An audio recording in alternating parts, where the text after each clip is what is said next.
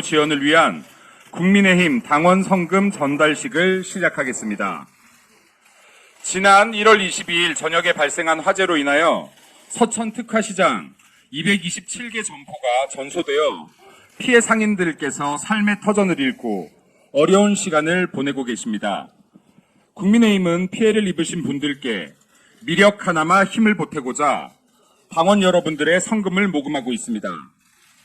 피해 상인들께서 한시라도 빨리 일상에 복귀하시도록 국민의힘은 1억 원을 기부하기로 결정했습니다. 아직 기부를 하지 않으신 당원 여러분들께서도 2월 15일까지 마음을 모아주시길 부탁드리겠습니다. 국민의힘을 대표해서 한동훈 비상대책위원장님께서 김철수 대한적십자 회장님께 1억 원을 전달해 주시겠습니다. 두 분 가운데로 모시겠습니다. 네, 윤재욱 원내대표님, 장동혁 사무총장님, 유이동 정책위 의장님, 정의용 재대책위원장님, 그리고 대한적십자 정채영 부회장님과 박종술 사무총장님도 함께 모시겠습니다. 비상대책위원장님께서 상금을 전달하겠습니다.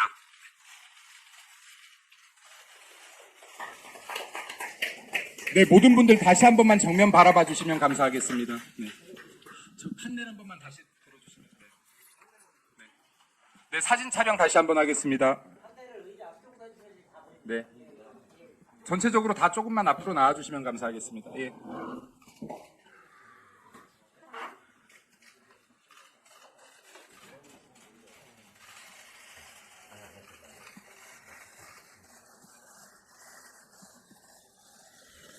네, 감사합니다.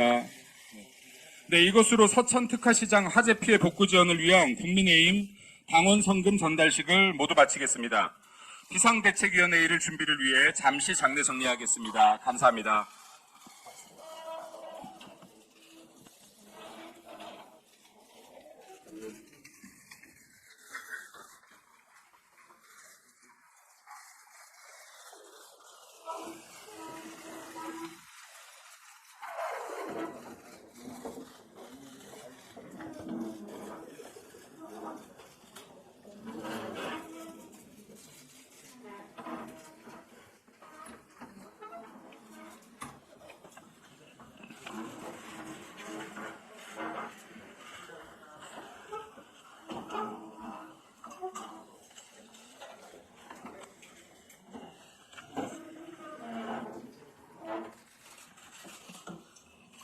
안녕하십니까. 비상대책위원회를 시작하겠습니다. 오늘로 총선이 65일 남았죠. 그런데 이 선진국 대한민국, 민주주의 국가 대한민국에서 아직도 선거제가 결정되지 않았습니다.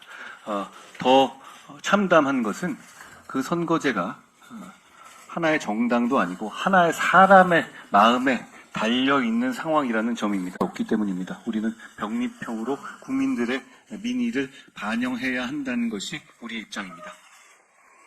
민주당이 이 문제에 대해서 갈팡질팡 해온 것을 우리는 다 봐왔습니다. 그런데 그 이유가 어떤 것이 민의를 더 잘 반영하는지가 아니라 어떤 것이 이재명 대표에게 더 유리한지, 어떤 것이 그 진영에서 나눠먹기를 하는데 유리한 것인지에 대한 다툼이었기 때문에 참담한 것입니다.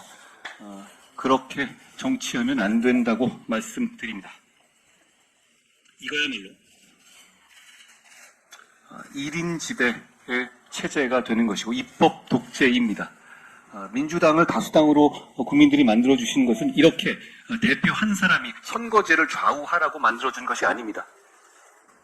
우리 국민의힘과 우리 국민의힘의 지지자들께 제가 다짐드립니다. 우리가 목련이 피는 4월에 승리하지 못한다면 이런 식으로 이재명 대표 한 명이 이 나라의 모든 것을 좌우하는 입법 독재의 상황이 일상화되고 고착될 것입니다. 우리가 더 분발해서 반드시 우리의 할 일을 하고 국민을 위해서 반드시 이기자는 말씀을 드립니다.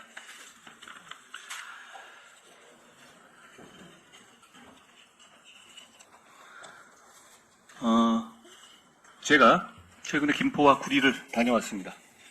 거기서 우리의 경기도민들의 현실의 삶을 개선하기 위해서 경기 지역의 각 지역의 주민들이 원하는 방식대로 서울 편입이든 경기분도든 적극적으로 책임있게 추진하겠다는 약속을 드렸습니다.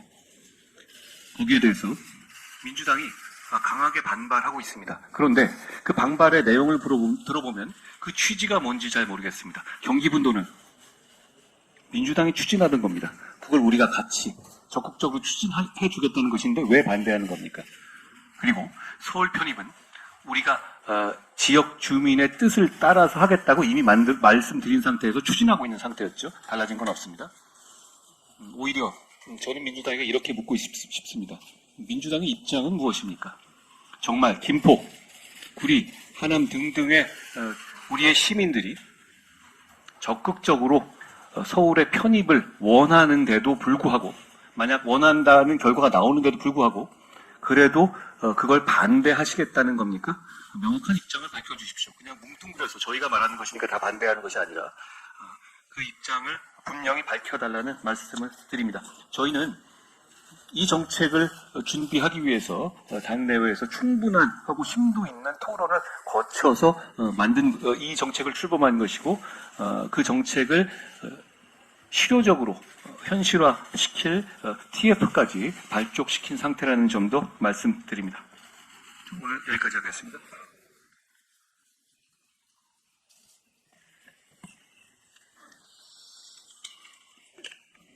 민주당 의원님들께서는 지난 주말에 동네 식당이나 카페에 들러서 사장님들과 얘기를 해보셨나요? 아직 안 하셨다면 중대재해처벌법 위반 거부에 대한 지역 소상공인들의 의견을 직접 들어보시기 바랍니다. 범법자가 될 것이 겁나서 가게 운영을 못하겠다는 아우성이 나오고 있습니다. 무의미만 사장이 되내고 직원을 내보냈다는 사장님도 계십니다. 민주당의 목리 때문에 민생 현장에서 큰 혼란이 일어나고 있는 것입니다. 중대재해법 재해처벌법 여야 협상 결렬에 피가 거꾸로 솟았다는 중소기업 경영인들의 인터뷰도 쏟아져 나오고 있습니다. 보도에 따르면 지난 의총에서 찬반 토론을 했을 때 적용유예에 찬성하는 의원들도 적지 않았다고 합니다. 민주당의 한 의원은 언론 인터뷰에서 우리가 조건을 걸고 상대가 수용했으면 협상하는 게 정치라며 의총 결과에 대해 아쉬움을 밝히기도 했습니다. 민주당 의원들께서 성난 민심을 접했다면 분명히 지난 의총 때와는 생각을 달리 하실 것입니다. 현재 여건에서 중대재해처벌법이 확대에 적용될 경우 폐업과 대량 실직이라는 부작용이 일어난다는 것은 너무나 분명합니다. 3,500명이라는 전례 없는 규모의 중소기업인들이 직접 국회를 찾아 항의 집회를 연 사실이 이를 증명합니다. 그런데도 민주당이 적용유예를 거부한 것은 4월 총선에서 양대 노총의 지지를 얻기 위한 것입니다. 아마 흩어져 있는 중소기업인들과 근로자들의 지지보다 조직적 지지를 받는 것이 더 유리하다고 판단하고 있는 것 같습니다. 하지만 우리 국민들은 4월 총선에서 민주당의 계산이 잘못된 것임을 분명히 보여주실 것으로 확신합니다. 민주당이 국민을 조금이라도 생각한다면 지금이라도 중대재해처벌법 적용유예 문제와 관련해 입장을 정리하고 협상에 임해 주시기 바랍니다. 그렇지 않는다면 우리는 총선에서 승리를 통해 유예 법안을 반드시 통과시킬 것입니다. 김포 편입 등 우리 당의 수도권 공약에 대해 민주당에서 국토 균형 발전에 어긋나는 정책이라는 오해를 조성하고 있습니다. 정책 주도권을 빼앗긴 조바심에서 나온 프로파간다입니다. 우리 당은 서울과 경기의 경우 생활권 재편을 통해 출퇴근을 비롯한 각종 생활 불편을 해소하고 지방은 구도심 개발, 방역 교통망 확충, 의료 교육 시스템 개선, 기업 및 공공기관 이전 등을 통해 발전시키겠다는 선명한 비전을 제시했습니다. 이에 비해 민주당은 자체적으로 종합적인 비전을 내놓지 못하고 도심 철도 지하화처럼 우리 당의 공약을 급하게 카피하거나 그조차 어려우면 엄해하고 있을 뿐입니다. 어제 발표된 지역 모두 튼튼 공약만 봐도 우리 당이 지방 살리기에 얼마나 고심하고 있는지를 알 수 있습니다. 지방 소멸 위기의 근본 원인인 일자리 문제를 해결하기 위해 우리 당은 지방의 기회발전 특구로 이전하는 중소기업에 상속세를 면제해주는 파격적인 대책을 추진하기로 했습니다. 이에 비해 민주당은 지방을 살리기 위해 어떤 창의적 해법을 제시했습니까? 산업은행의 부산 이전을 발목 잡으면서 국토 균형 발전을 논하는 것이야말로 뻔뻔한 모순이 아닐 수 없습니다. 문제는 수도권이냐 지방이냐가 아닙니다. 수도권이든 지방이든 각각의 문제를 정확히 진단하고 전에 없는 대담한 해법을 시도해야 할 때입니다. 수도권 발전 정책에 지방 홀대라는 굴레를 씌우고 지방 발전 정책은 경제청 때문에 망설인다면 무엇도 하지 말고 다 같이 망하자는 얘기밖에 되지 않습니다. 특히 민주당은 지난 정부 때 수도권과 지방의 집값 격차를 2배 이상 벌려놓았고 의료와 교육 격차에 대해서도 대책이 없었습니다. 여전히 이에 대해 아무런 답도 제시하지 못하면서 모방 아니면 음해로 우리 당의 정책에 대응하는 민주당이 과연 독자적인 정책을 고안할 능력을 갖춘 것인지 궁금할 뿐입니다.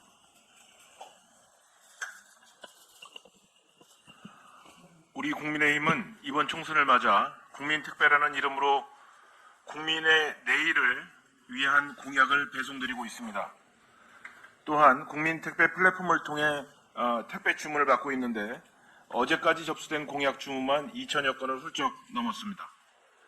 특히 지역격차 해소 공약을 발표한 이후부터는 지역별 정책 제한 주문이 그야말로 쇄도하고 있는 실정입니다. 그래서 정책 창구인 국민택배 플랫폼을 긴급하게 개편하였습니다. 17개 시도 공약 택배 주문을 원활하게 받기 위해서 지역 영업소를 만든 것입니다. 백문이 불여일견이라 했습니다. 영상을 직접 보시겠습니다. 저쪽 화면을 보면 되네.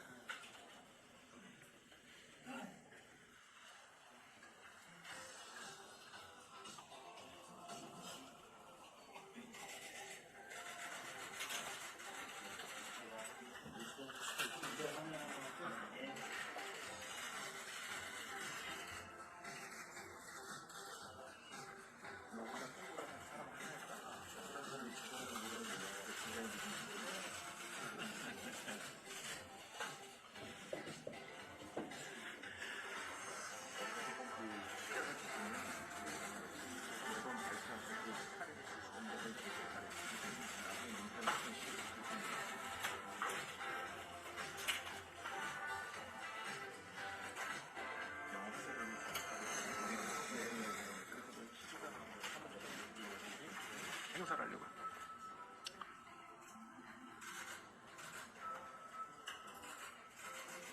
소리가 안 들리네.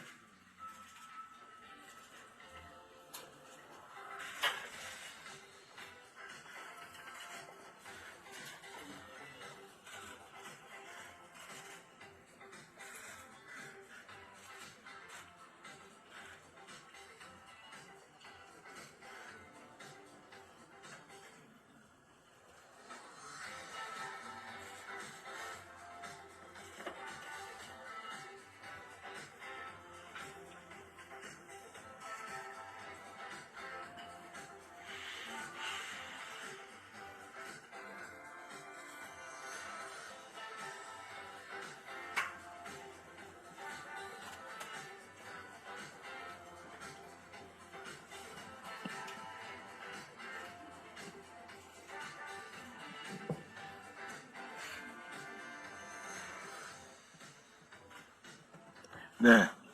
17개 지역 영업소 개소식은 내일 오후 4시에 하도록 하겠습니다. 앞으로도 국민택배 많이 이용해 주시기 바라며 지역 영업소에 접수된 주문은 총선에서 뛸 우리 당 후보들이 동료 시민들을 위해 맞춤 상품을 개발해 직접 배달해 드릴 것입니다. 많은 관심 부탁드립니다. 방금 제가 국민택배 공약 주문이 쇄도하고 있다는 말씀을 드렸는데 이와 관련해 지난주 민주당의 대표께서 한마디 주셨습니다. 총선용 공약을 남발한다며 우리 당을 사기꾼이라고 지적하셨습니다. 당황스럽긴 합니다만 국어사전을 보니 사기꾼은 습관적으로 남을 속여 이득을 꾀하는 자라 합니다. 국민들의 자산 형성에 도움을 드리려고 예금자 보호 한도를 상향하고 경제적 약자들이 신용을 회복해 다시 일어설 수 있도록 통신 채무를 금융 채무와 함께 조정해달라고 한 것이 왜 국민을 속이는 사기 행위인지 제 눈이 어두워서 그런지 모르겠습니다만 도무지 알기가 어렵습니다. 민주당이 먼저 제안했다고 하고 진정으로 민생과 경제에 도움이 되는 것이라면 왜 전임 정부 때는 안 하셨는지, 우리보다 먼저 공약으로 내놓지 않으셨는지 궁금하기만 할 따름입니다. 지금이라도 그 강력한 180석 의석으로 발의도 하시고 강제로 의사 일정도 잡으시고 통과도 시키시고 그러시면 되지 않겠습니까? 50인 미만 사업장 중대재해처벌법 2년 유예만 보아도 누가 국민을 속인 것인지 명확하게 드러날 거라고 생각합니다. 민주당이 3가지 선결 조건을 걸어서 우리 당이 들어준다고 했더니 또다시 산업안전보건청 설립을 추가 조건으로 내걸었고 이마저도 받겠다고 하니 아예 협상 테이블을 걷어차버렸습니다. 이게 습관적으로 남을 속여서 이득을 꾀하는 것이 아니고 무엇이겠습니까? 민주당 대표께서 정부 여당을 향해 사기꾼이라고 할 것이 아니라 오히려 당 소속 원내대표에게 할 말이었다고 생각을 합니다. 마지막으로 이 말씀도 덧붙이고자 합니다. 이재명 대표님이 국민께 했던 약속, 불체포 특권 포기, 위성정당 금지만이라도 착실하게 실천에 옮겼다면 우리 정치가 지금보다 더 국민의 신뢰를 받지 않을까 생각합니다. 예, 저희는 이재명 대표에게 물어보고 싶습니다. 지금까지 한 말 중에서, 정치적으로 한 말 중에서 본인이 지킨 게 많은지, 아니면 어긴 게 많은지, 저는 지키지 않으신 게 더 많다고 봅니다. 누가 누구한테 사기꾼이라고 하는지 모르겠습니다. 김혜지 의원님? 네, 오늘은 우리가 쓰는 인사인데요. 오늘 안녕하세요를 수어로 한번 배워보고 같이 인사를 드리는 시간을 가졌으면 좋겠는데요. 왜 이러냐면 2월 3일은 우리나라 수어의 날입니다. 저는 이제 행사에 축사를 다녀왔는데요. 제 사회의 수어의 날이었고요. 수어는 농인들이 사용하시는 언어입니다. 우리 국어와 같은 위치를 가지고 있지만 아직까지 많은 곳에서 사용되지 않고 있어서 불편함을 또 느끼시는 농인분들이 굉장히 많다고 합니다. 그래서 오늘은 간단히 저희가 제 발언을 다 수어로 하면 좋겠지만 저의 실력이 그 정도가 안 되기 때문에 오늘 함께 국민의힘 비대위에서 청각장애인 여러분들께 인사를 드리는 시간을 가질 텐데요. 안녕하세요. 네, 만나서 반갑습니다. 안녕하세요. 만나서 반갑습니다. 네. 저희 국민의힘도 다양한 접근성이 잘 지켜지고 우리나라 국어와 동등한 위치에 있는 수어가 널리 알려질 수 있도록 함께 하겠다는 말씀을 드리면서 오늘 또 하나 소개시켜드리고 싶은 게 있는데요. 비대위 회의실 백보드에 봄이 오면 국민의 삶이 피어납니다 라는 문구와 함께 희고 또 분홍색인 목련꽃 봉우리를 피우는 그런 백보드 그림이 설치되었다고 들었는데 맞나요? 네, 맞다고 합니다.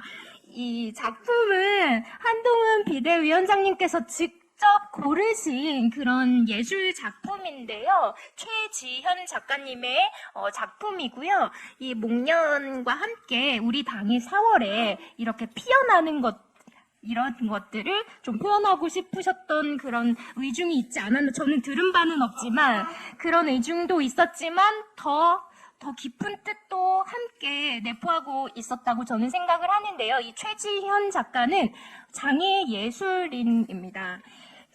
이 장애예술인 창작물 우선 구매제라고 처음 들어보셨을 텐데요. 한동훈 비대위원장님은 아무 생각이 없으셨겠지만 겸사겸사 같이 이 우선 구매제를 이렇게 선도적으로 이끌어주시는 계기도 마련해 주셔서 저는 장애예술인의 한 사람으로서 우선 감사를 드리고요. 이것도 제가 장애예술인은 우선 구매 제도를 왜 시작하게 됐냐면 열악한 장애 예술인들의 문화예술 활동 기반을 조성하기 위해서 2021년에 발의했고요. 지난해 3월부터 시행 중입니다. 근데 저희는 국민의힘은 이렇게 솔선수범하고 있다는 것을 말씀드리고 싶습니다. 2021년에 장애예술인 실태 조사를 했습니다. 장애예술인들의 수입은 연간 평균 218만 원으로 비장애예술인들의 3분의 1에도 미치지 못하는 수준입니다. 이 한 달 수입 218만 원 아니고요. 연간 수입입니다. 장애예술인들은 재능을 발휘할 기회, 그리고 그 기회를 가질 수 있는 환경의 부족으로 경제적 곤란과 함께 이중교를 겪고 있는 것이 현실입니다. 실력 있는 작가와 또 공연하는 예술인들이 좌절하지 않고 지속적으로 작품 활동, 예술 활동을 할 수 있도록 우리 환동훈 비대 위원장님께서 이렇게 솔선수범 해주셨는데요. 이처럼 저희 국민의힘은 약속만 하는 정당이 아닙니다. 실천하는 정당이고요. 법안 시행 중에서도 이렇게 또 미리 이렇게 다양한 기관에서 할 수 있지만 저희도 국민들의 선택받는 정부 여당으로서 이렇게 보여드린 것에 있어서 굉장히 저는 의미가 있다고 생각하고요. 아울러 단아하고 깨끗한 목련이 추운 겨울에 시련을 딛고 피어나는 것처럼 다가오는 4월 총선에서도 이렇게 국민의 힘이 목련꽃처럼 피어날 수 있기를 기대하면서 저희가 또 피어나면 국민 여러분들의 삶 또한 피어날 수 있다고 저는 확신합니다. 이를 위해서 저희는 최선을 다해 뛰겠습니다. 그리고 오늘 마지막 감사합니다도 배워봤으면 좋겠는데요. 제가 아는 게 얼마 안 돼가지고요. 감사합니다. 감사합니다. 감사합니다. 고맙습니다. 최지현 작가님을 저에게 소개시켜준 분이 바로 우리의 김혜지 의원이셨고요. 저도 앞으로 설선수범뿐 아니라 생각을 조금 더 하면서 살겠다는 반성을 좀 해봅니다. 우리의 김경림 의원님. 제가 저번에 회계사 27년 차라고 했는데 사실 직업에 대한 자긍심 그런 건 상당히 작은 편이었는데 비대위원이라는 직업에 대해서는 상당한 자긍심을 가지게 됩니다. 정의기억연대와 노무현재단에 그간 수차례 한 3년여간을 문제제기했음에도 한마디 이런 방구도 없다가 이번에는 공식적인 입장을 발표하는 것을 보고 참 비대위원이라는 직업이 좋다. 이걸 절대 놓지 말아야 되겠다 그런 생각을 했습니다. 한겨레 보도를 통해서 정의연의 입장이 나왔습니다. 제가 지난 시간에 문제제기했던 내용이 뭐였었냐면 5억 원의 국고보조금을 신청하면서 자부담금 19억 원을 부담하겠다 했음에도 불구하고 별도 입금된 흔적, 부담한 흔적이 보이지 않는다. 이것에 대해서 정의기억연대는 국고보조금 5억 원은 자체 예산과 달리 당연히 별도의 새로운 계좌로 관리됐다. 그것이 정부와 지자체의 일반적인 보조금 관리 지침이라고 밝혔습니다. 재미있을지 모르겠는데 저는 이런 모습이 생각나더라고요. 고속도로에서 과속을 하다가 잡혔을 때 경찰이 당신은 과속을 20km 넘게 하셨다. 이것에 대해서 뜬금없이 운전자가 우주 패스미터 솔트라고 하는 영어를 남발하는 모습을 연상했는데 전혀 관계없는 상황입니다. 갑자기 소금을 달라는 그런 이야기인데 전혀 사실이 아니고요. 서로 이와 같이 보조금과 자부담 계좌 분리가 당연한데 호도하고 있다. 이게 사실이라면 이분들이 지금 여성가족부에 사업 결과 보고서를 다 제출했다고 하고 있거든요. 지금 이게 사업 결과 보고서입니다. 제가 가지고 있는 게. 이것에 어디에도 없습니다. 자부담금 19억 8천을 부담했다라고 하는 것이 없고 굳이 흔적을 따지자면 여기 한 페이지가 있거든요. 이것인데 보이진 않으시겠습니다만은 뭐냐면 자부담 19억 8천의 내역서라고 해가지고 일자가 없습니다. 날짜 없고 언제 들어오고 언제 나왔는지 없고 그 다음에 계좌가 없습니다. 별도 계좌로 관리한다라고 했는데 5억 원에 대해서는 이와 같이 통장 사본문이 있고 5억 원의 입출금 내역이 있는데 이 사업 결과 보고서 어디에도 자부담금 19억 8천에 대한 내역서가 전혀 없습니다. 그리고 짧게 간단히 말씀드리자면 아까 그 말한 보조금 자부담 계좌 분리가 당연하다. 그리고 일반적인 보조금 관리 지침이라고 했는데 이게 최근에 4, 5년 사이에 도입된 시스템입니다. 그리고 이처럼 5억 원이 한꺼번에 들어온 것에는 적용되지도 않습니다. 그러니까 정의원은 지금 거짓말을 하고 있는 겁니다. 말도 안 되는 거짓말을 하고 있고 저에게 잊지 않고 또한 협박도 했더라고요. 당장 사과 안 하면 책임을 물을 것이다. 사과는 언제고 할 생각이 전혀 없으니까 제발 좀 책임을 물었으면 좋겠습니다. 그렇게 제가 도발을 했음에도 불구하고 책임을 묻지 않는 건 어떤 이유인지 좀 많이 의문입니다. 그다음 노무현 재단입니다. 노무현 재단 역시 처음으로 이제 말씀을 해주셨는데 노무현 재단에 무슨 부정이나 부패가 있는 것처럼 추측성 주장으로 선거에서 이득을 보려는 속내가 너무 빤히 들여다 보인다 했는데 제가 추측성 주장이라고 감히 말씀을 하셨는데요.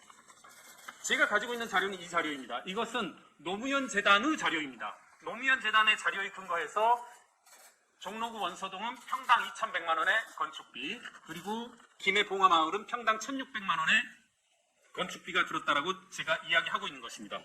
묻고 싶은 것은 저더러 추측성 주장이라고 하였는데 그러면 이 본인들의 내부 장부 이것은 추측으로 작성한 것입니까? 이것을 묻고 싶습니다. 그래서 여러 가지 민주당 패널들이 토론 프로에 나와서도 이야기하는 걸 들었는데 저는 이런 식으로 비유하고 싶어요.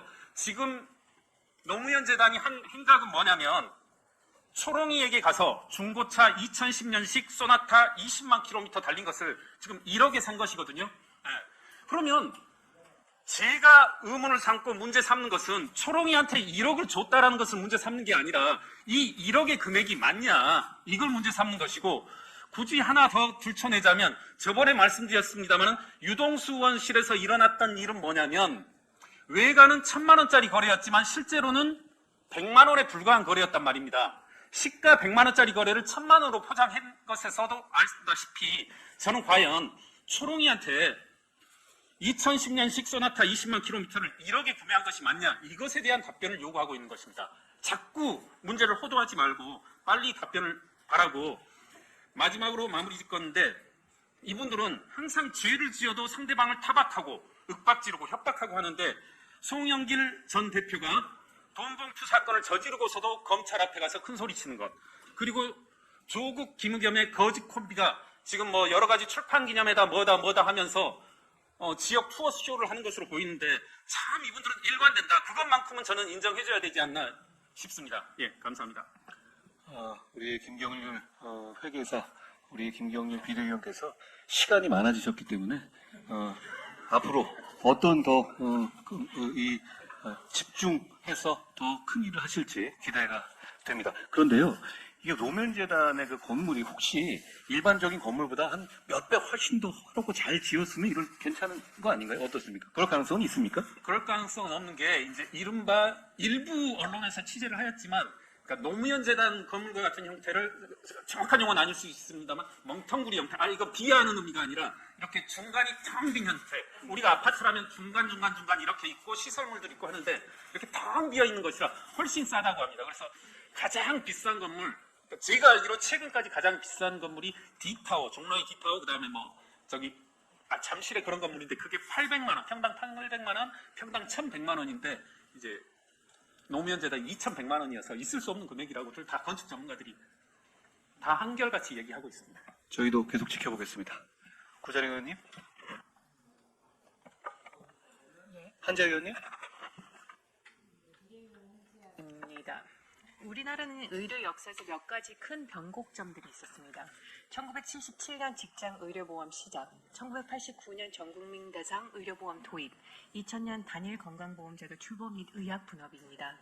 모두 적지 않은 진통이 있었지만 국민 건강 증진을 위한 역사적인 변화였습니다. 2024년은 또 하나의 큰 변곡점이 될 거라고 생각합니다. 의료 위기 속에 또 하나의 기회가 되는 것입니다. 오늘 의료의 현실은 어렵습니다. 환자에 대한 응급실 뺑뺑이가 사망으로 이어진 것은 21세기 대한민국에서 일어나고 있습니다. 소아과를 보기 위해서는 오픈런을 해야 되고 맹장 수술을 받기 위해서는 원정 진료를 해야 되며 산부인과는 사명감으로 지원하기 어려운 과가 되었습니다. 물론 병원은 힘들게 당직설 의사조차도 구하기가 어렵습니다. 국민의힘은 우리 의료 현실을 획기적으로 개선하기 위해 작년 지역 필수 의료 혁신을 위한 TF를 출범시켰고 거기서 나온 많은 주요 추진 과제들이 실천이 될 수 있도록 2월 1일 정부 4대 필수 의료 정책 패키지에도 반영이 되는 것을 보셨을 겁니다.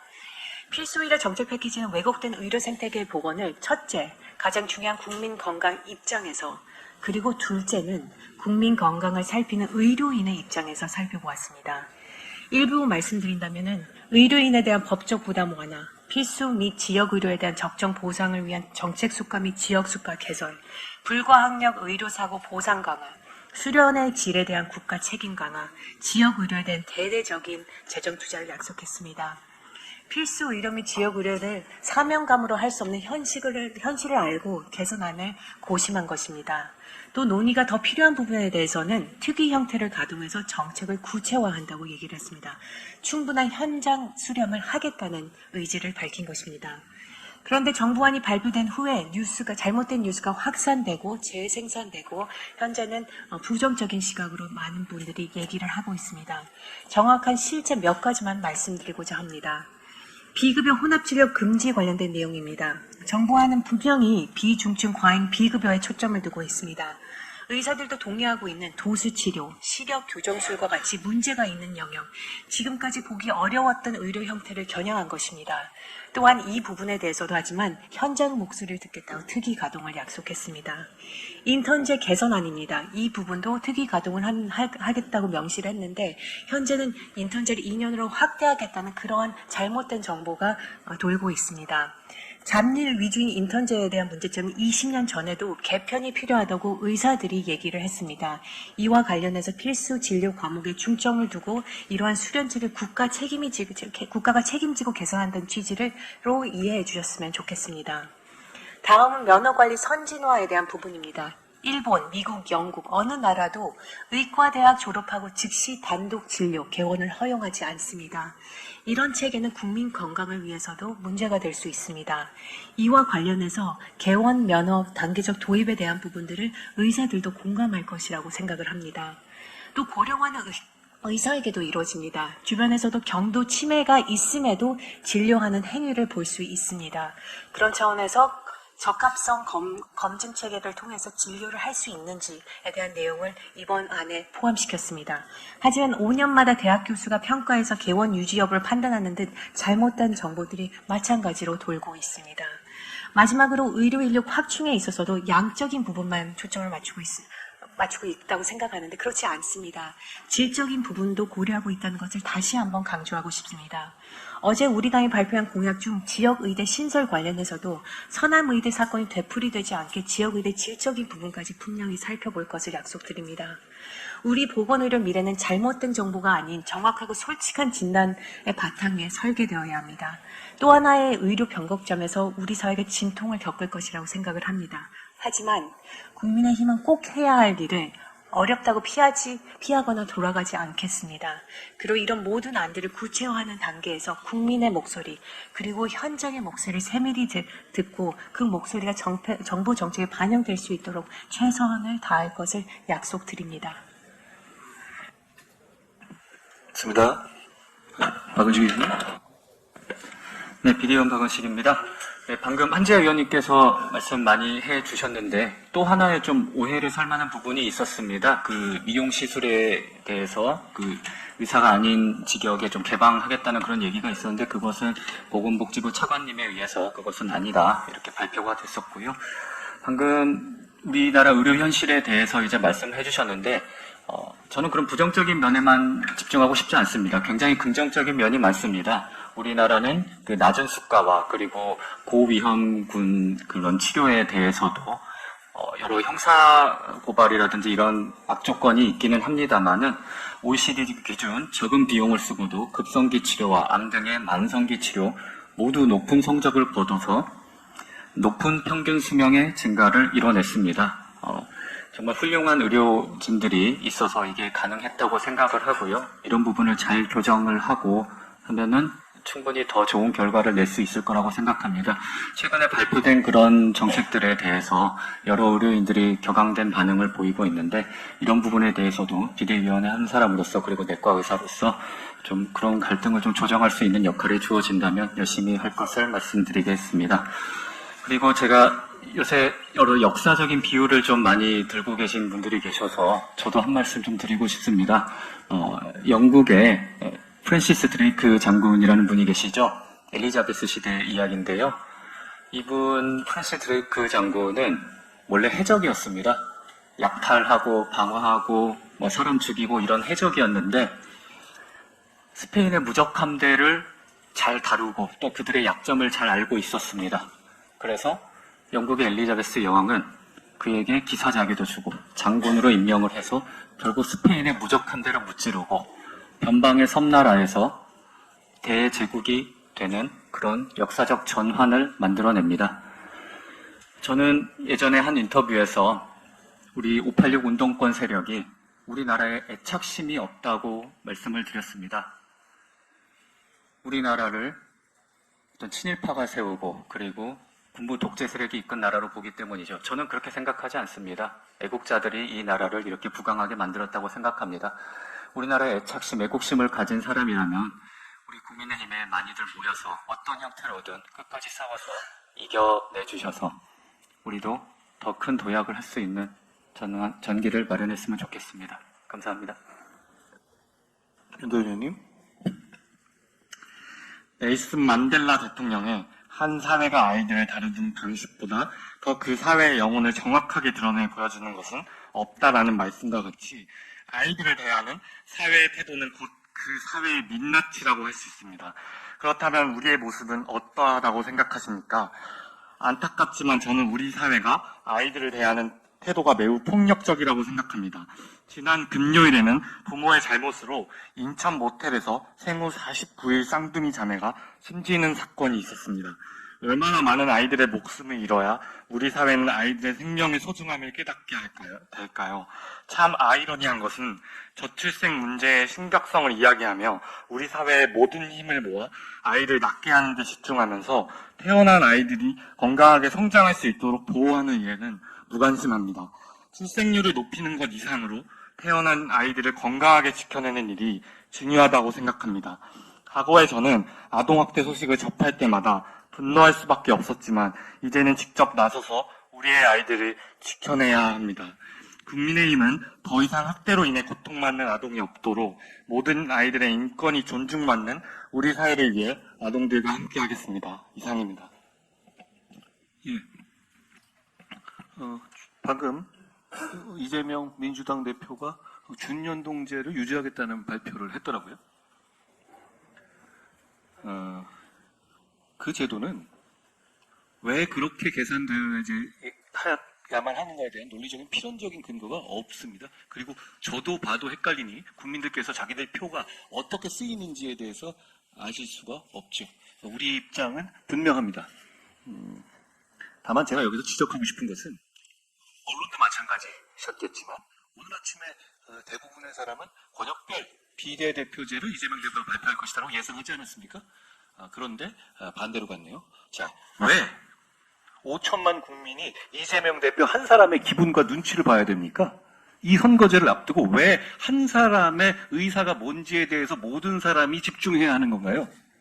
이건 민주주의가 아닙니다. 우리가 4월 10일 선거에서 이것을 심판하지 못하면 이재명 눈치를 계속 보고 살아야 하는 민주주의의 파탄이 더 심화되고 지속될 겁니다. 우리가 모두 분발하자는 말씀을 드립니다. 예, 비공개 갈까요?